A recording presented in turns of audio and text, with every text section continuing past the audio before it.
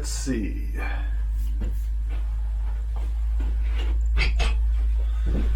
Got another Ceanothus burl here. You can see it's got that good red. Should be interesting. It's got a lot of inclusions here. I'm gonna make an attempt to shape this and then hollow it out, make some sort of vase or something. We'll see. Might just be like a bud vase, but I'll start by just seeing what I can do with it. It's pretty narrow, so I'm not sure what I'll get, but let's see what happens.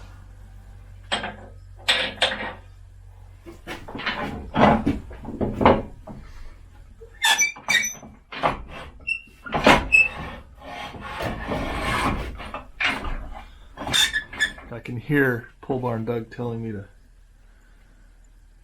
apply some oil. Stand by.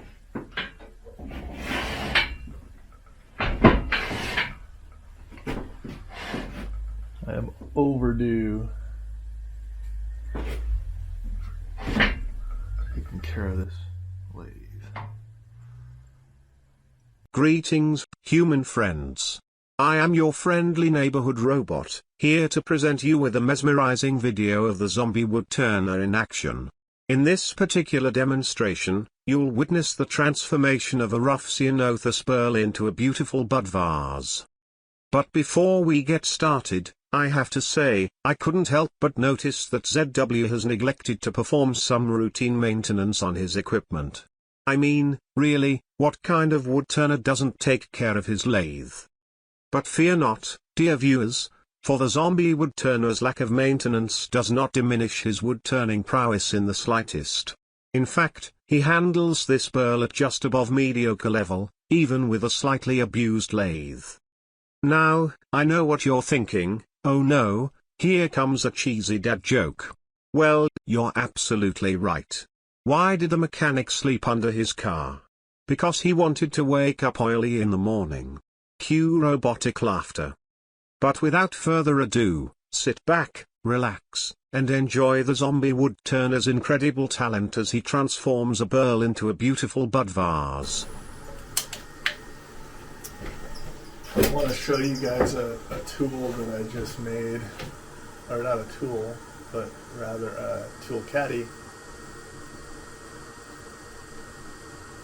Hold on.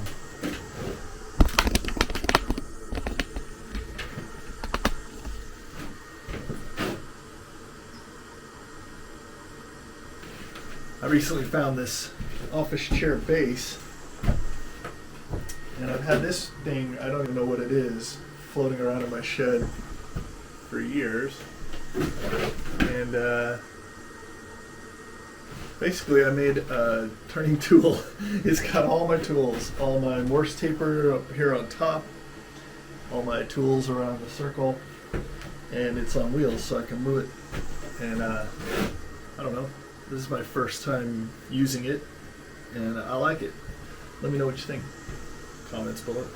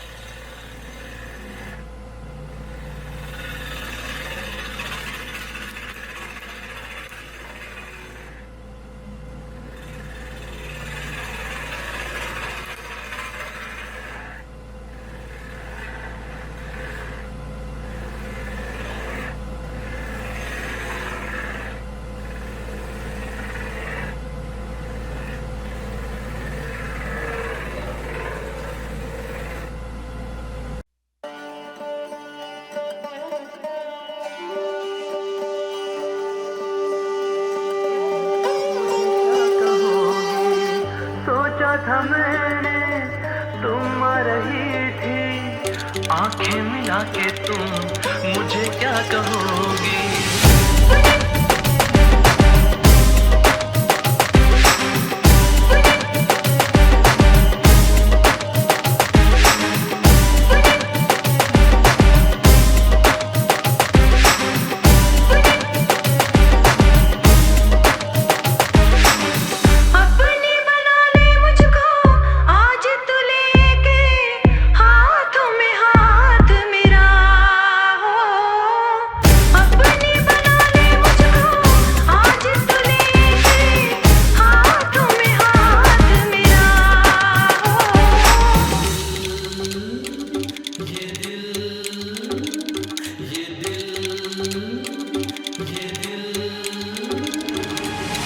सोचा था मैंने, तुम आ रही थी, आंखें मिला के तुम मुझे क्या कहोगी। सोचा था मैंने तुम। Odd thing I've noticed about YouTube. Videos from a long time ago in my channel where I did not have the skill. I mean, not that I have a lot of skill now, but more than I did then. and that I'm doing really bad mistakes. I'm running off of a bad lathe. Like one of my videos titled Super Mega Burl is a perfect example. That video is still my top video that I've ever done. And yet, it's not my proudest work, both in terms of video production and in terms of wood turning. And pieces that I do that I think are way better don't really get any traction on YouTube. It's really interesting. If you were to pay attention to your YouTube performance and gauge your wood turning performance off of it, you would make a lot of errors in what you should be doing. That's where the algorithm fails, but whatever. I'm thinking we're pretty close on this one. If I go too much deeper, I'll lose some of this cool figure. That's why I'm sanding, basically. I like having all that. This will be like a bud vase. I'll probably put a test tube down inside of it, so you can put like a rosebud or something in it. But yeah, let's keep on smoothifying.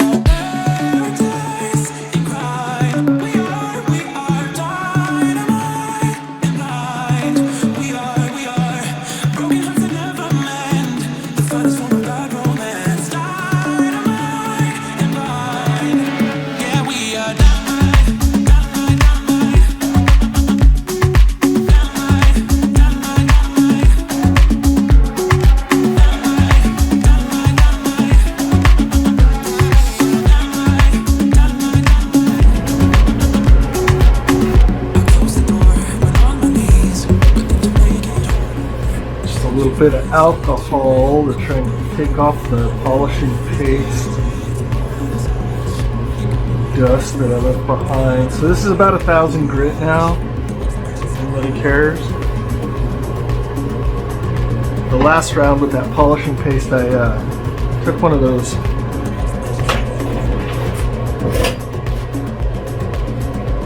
these sanding discs and I peeled the Velcro off it, and then I just use that to buff the polishing paste. It seemed to work really well. It helps when you have a lot of inclusions. It kind of puts that real distinct smooth edge around the rough. I think it brings out both. That's kind of my approach. I haven't done that much before, but it seems to work, so try it. You might like it.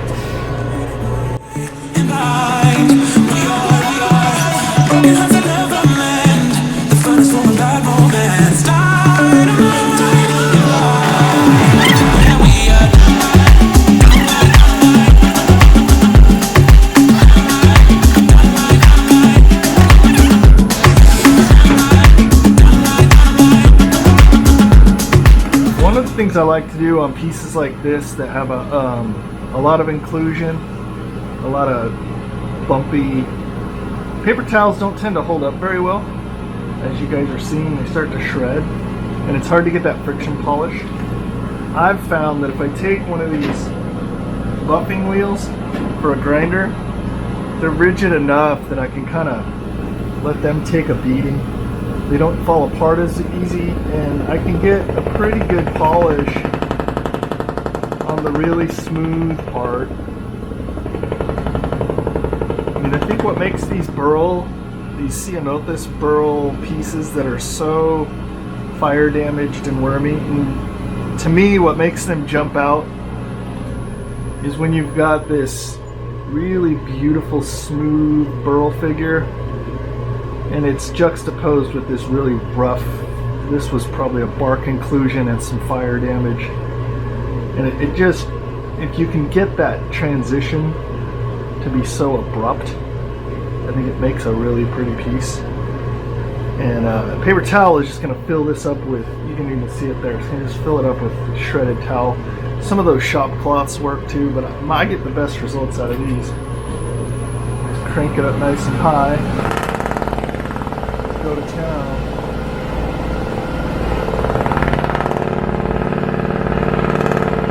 Some of you probably are cringing at the way I'm abusing this polishing wheel, but whatever. Don't work for you, don't work for you.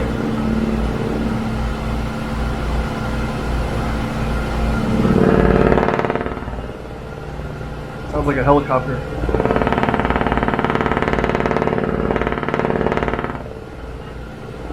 Get to the chopper!